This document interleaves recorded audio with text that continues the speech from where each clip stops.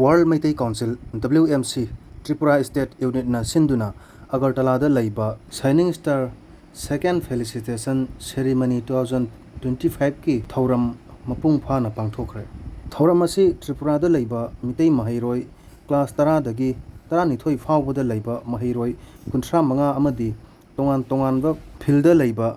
meoi ahum da pukning thouna thogatpa oina taramna okpaga loinana khudol pot sing piduna Thouram mapung fana pangthokhi. Thouram asida Tripura Medical College ki principal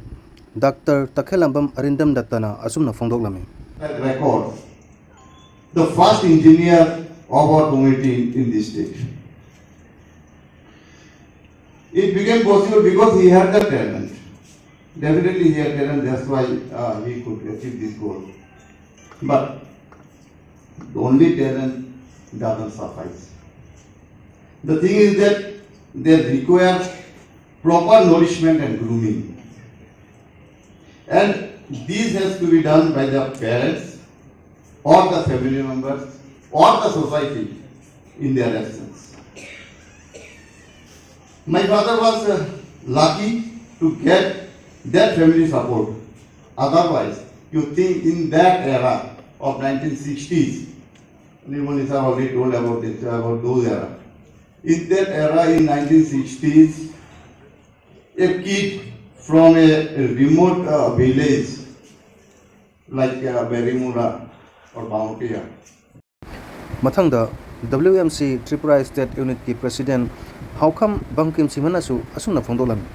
Ahamba felicitation program hogi bani handaki sina ani suba program hoi duri bani ado mayam da ina haizaningi asumna tauna mayamna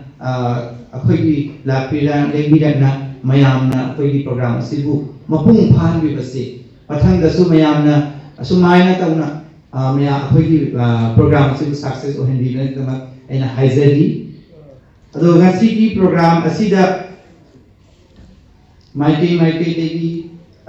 mayamna habdi help sien khamde kali khamde akoi ni ngasi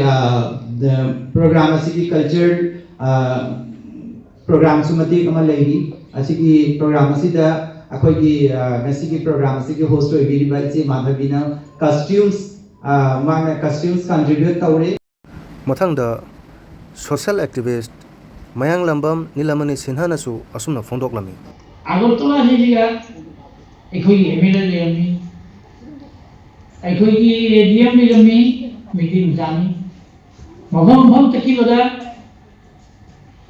Meitei jing official oiba kerani oiba atat haibri mabam phondane ekhoi gi Meitei gi haibri ka lemi kya nungai le pion mabul le kya nungai le hoi wari khana ada hujikti aini khanna tharwa mani aduna ananjing hujik award piyuduriba nata award phanguduriba nata phangdubusu makul honari se maji mi among on honagadabani mi among oigadabani amadi World Meitei Council CEC gi Vice Chairman Singh Subham Nabachandra Singha na su asumna phongdoklami. However, 23rd May 2023 da thokiba yamna laibaktiba thongdoksi dikoi WMC na karino ikone tawgadabase khanduna masi matanda Chief Minister oiramba ekoi oiramiba khoi kai thamnajariba Nongthoma Biren Singh mai ngamjabi aktai khoi honaba kayama honaki aduga Marak sida mapan dagi akan nasapu mana Manipur si Meitei gi ta hoiba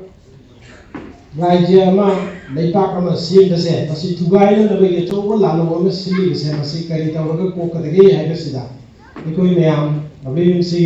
Central Committee amasong executive mayam ama koi pundaga khanaduna Meitei kaya dagi sel kaya ikoi Matung Manipuri Supreme Court ta ekoi case ma ka appeal tawse. Second Matangda, former Ranjit Cricketer, Level A Coach BCCI Mayengbam Tapas Kanti Sinha Singbana Mathang Sitna Chief Guest President Special Guest amadi Guest of Honor Oina Daista Fongki Thouram Loisalakpada Afaba maheiroi sing amadi Masak Nairaba Meoi Singda Citation Cash Prize amadi Appreciation Certificate sing Kusinaki Amasung Cultural Gi Thouram pangthokkhre Thouram Loisalki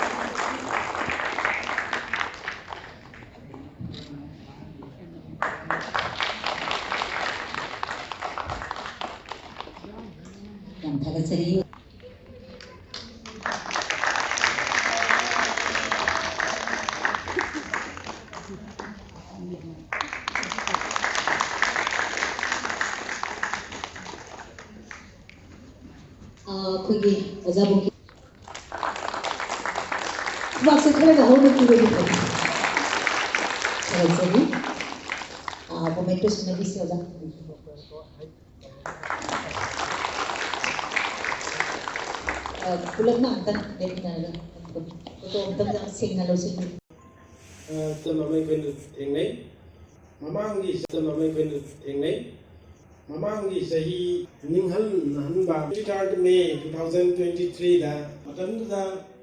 da ngoma bire jitawu ya hai aduna hoji Agartala hoji Tripura University sida Meitei Manipuri subject se department ma hangba ya nabagi ai WMC gi Meitei da ai ngoi Tripura University mage su tongan ai la lai masi Tripura University su Meitei basana Meitei rom tambu thingani adegi amana angang singse yeba library science technical education hoirabani